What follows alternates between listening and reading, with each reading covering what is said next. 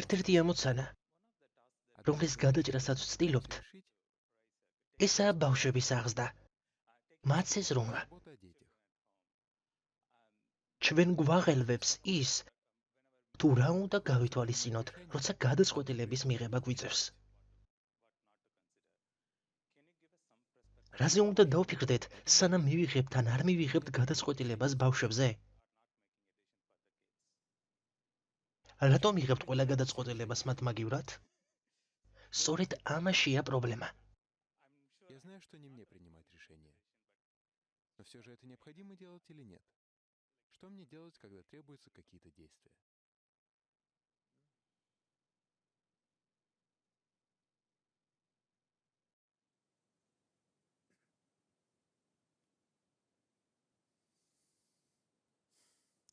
პირველ რიგში უნდა გაიგოთ,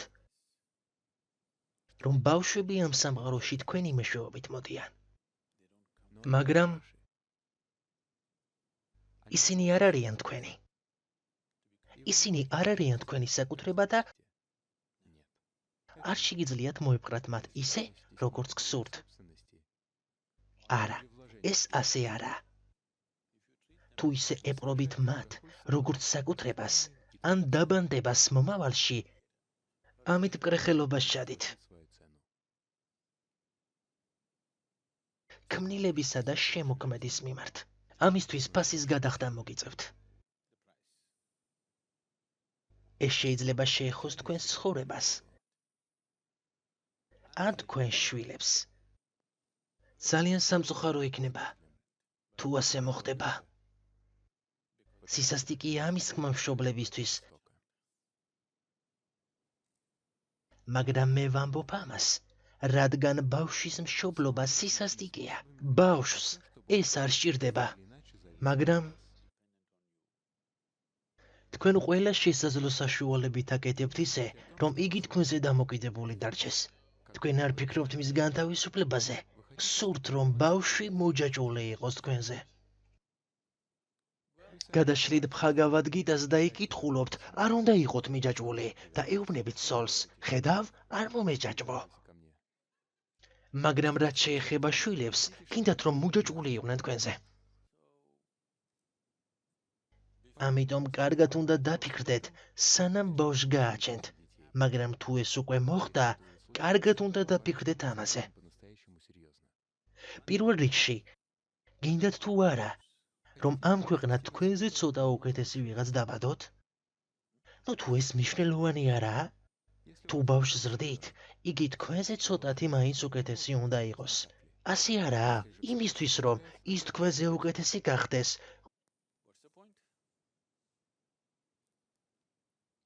ყველაზე მნიშვნელოვანია, რომ თქვენ 100%-ით გულწრფელნი იყოთ. მაშინაც კი თუ უხერხულად იგრძნობთ თავს ამის გამო. 100%-ით გულახდილობა ძალიან მნიშვნელოვანია. ბევრი მშობლისთვის ეს ძალიან ძნელია. რადგან მათთვის ეს ერთადერთი საშუალებაა, რომ მართონ, მათ ყურადღებიანი მსმენელი ჰყავთ მათი ბავშვების სახით. სხვაგან არსად უსმენენ. У них есть ბავშვები კი, როგორც კი 13-ის გახდებიან, ეს უკვე სახიფათო ასაკია. 12 წლამდე ისინი კარგი მსმენელები არიან. შემდეგ ამასაც კარგავთ. ზოგი გაცილებით უფრო ადრეც. უნდა შეწყვიტოთ ბავშვის აღზრდა. ბავშვს კარგი კომპანიონი სჭირდება და არა ხელმძღვანელი. гораздо раньше. Итак, როდესაც ბავშვი ვიყავით, მოგწონდათ რომ ზემოდან გიყურებდნენ? არა, нужно... მათ მეგობარი სჭირდებათ და არა დედა ან მამა. თქვენ უკვე შეასრულეთ თქვენი სამუშაო. Да или нет? იყო დედა და მამა, ნიშნავს ბიოლოგიურად დაბადო ბავშვი. თქვენ ეს უკვე გააკეთეთ. ახლა ისინი ცდილობენ, რომ დამოუკიდებლები გახდნენ და მათ მეგობარი სჭირდებათ. თქვენი ერთადერთი უპირატესობა მათთან ეს ისაა, რომ მათზე რამდენიმე წლით ადრე მოხვედით ამ ქვეყნად. სულ ესაა. გეკითხებით, დარწმუნებული ხართ, რომ ბავშვზე გონიერები ხართ? დარწმუნებული ხართ? პირველ რიგში უნდა გაიგოთ, რომ უბრალოდ მასზე რამდენიმე წლით ადრე მოხვედით ამ ქვეყნად. თქვენ არ გაქვთ სხვა უპირატესობა, რაც უფლებას მოგცემდათ გეთქვათ მათთვის, რა აკეთონ და რა არ აკეთონ. Уверены? Что? Что? Мы уверены, что нет.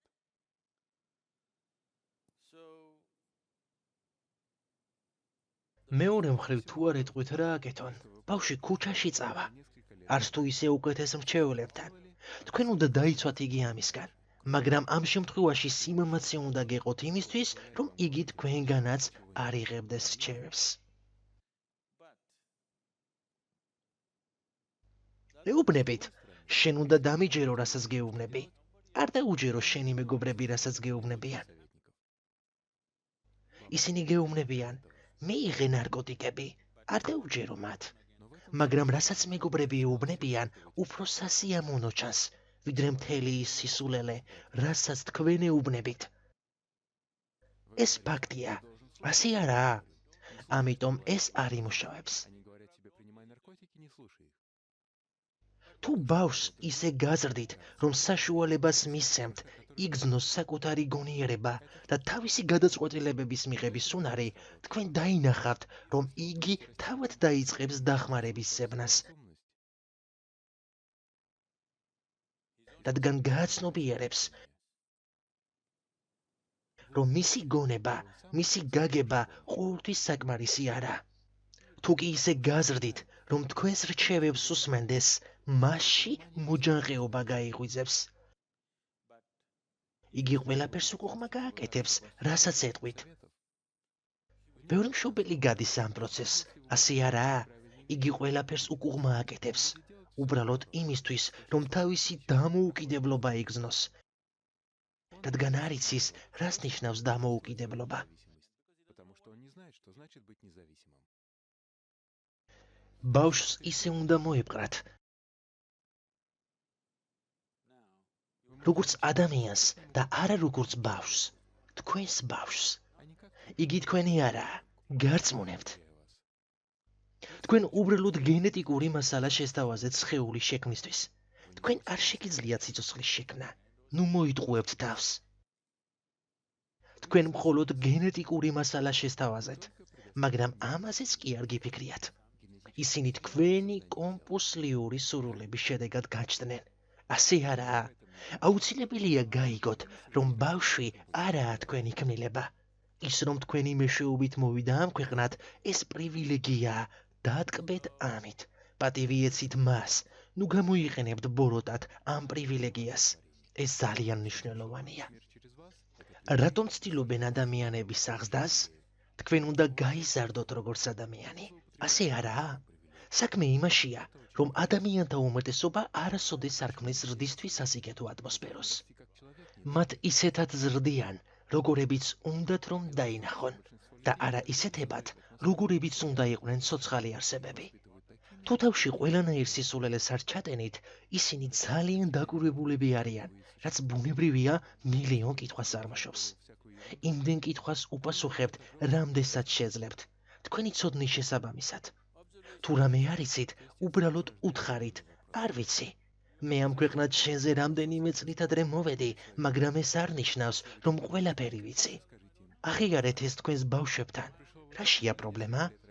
თქვენ ფიქრობთ, რომ თუ მათ კითხვა არ იციან, თქვენთვის სავალდებულო არაა გურწფელნი იყოთ თქვენს სიტყვებში. ფიქრობთ, ვერ ამჩნევენ ამას. თუ ფიქრობთ, რომ ვერ ამჩნევენ, მინდა რომ იცოდეთ, როცა მათ 10, 12, 13 წელი შეუსრულდებათ და როდესაც რაღაც პრობლემები შეექმნებათ, თქვენთან კი არ მოვლენ. თავის მეგობრებთან წავლენ, რადგან გრძნობენ, რომ ისინი თქვენზე გურწფელები არიან. მხოლოდ ამიტომ. ისე იქცევით, თითქოს ზეციდან ჩამოხვედით. არავინ მოინდომებს თქვენს მოსმენას, თუ კი ბოლომდე არ გამოურეცხეთ ტვინი 10-12 წლისთვის. ისინი არ მოგისმენენ. არც ერთი გონიერი არსება არ მოусმეს ამ ბოდვას, თუ მაინც და მაინც ასე არ აღზარდეს. ასე რომ მოეპყარით ამ პრივილეგიას გონივრულად, პატივისცემით. ნუ ისარგებლებთ ამით ბოროტად. უბრალოდ დაიცავით ბავშვები ცუდი ზეგავლენისგან. დანარჩენი თავად მათ დაუტოვეთ. თუ ფიქრობთ, რომ აუცილებლად გადაუხვევენ გზიდან, ესე იგი საკუთარი თავით მსჯელობთ. თქვენ ასეთი დარწმუნებული ხართ საკუთარ თავთან დაკავშირებით. ჩემი ბავშვი აუცილებლად შეცდება. Если вы думаете, что они обязательно собьются с пути, значит вы судите по себе. უბრალოდ დაიცავით ისინი, დაიცავით სუდი ზეგავლენისაგან, მაგრამ ამავდროულად ისინი თავისუფალნი უნდა იყვნენ თქვენი ზეგავლენისგანაც. თქვენი ზეგავლენაც სუდია. В то же время они должны быть свободны и от вашего влияния. თუ აჩვენებთ ბავშვებს, რომ რასაც აკეთებთ მართლა მნიშვნელოვანია და ცხოვრებას მიუძღვნით ამას, მაშინ ბავშვს რატომ არ მოუნდება იგივეს გაკეთება? თუ არ აჩვენებთ თქვენს ერთგულებას საქმისადმი, თუ არ აჩვენებთ თქვენს ჩართულობას და ამასთან ელუდებით, რომ ისინი საოცარი ადამიანი დადგებიან. არა, ასე არ მოხდება. ისინი არ მოისმენენ თქვენს სიტყვებს. ისინი თქვენ გაკვირდებიან და იმას, რასაც აკეთებთ. ასე არაა? ამიტომ თუ გინდათ, რომ ბავშვი კარგად აღზარდოთ, ჯერ საკუთარი თავი აღზარდეთ. თუ იღელოთ ბავშვებზე, გახდით საოცარი ადამიანი და ეს მათზეც აისახება. აქ შეუძლებელია შეცდომის დაშვება, მაგრამ გარანტიაც არა. ისევე როგორც ყველაფერში, ამ ცხოვრებაშიც გარანტიები არაა, რადგან შესაძლებელია სხვა, უფრო ძლიერი ზეგავლენები ქუჩიდან.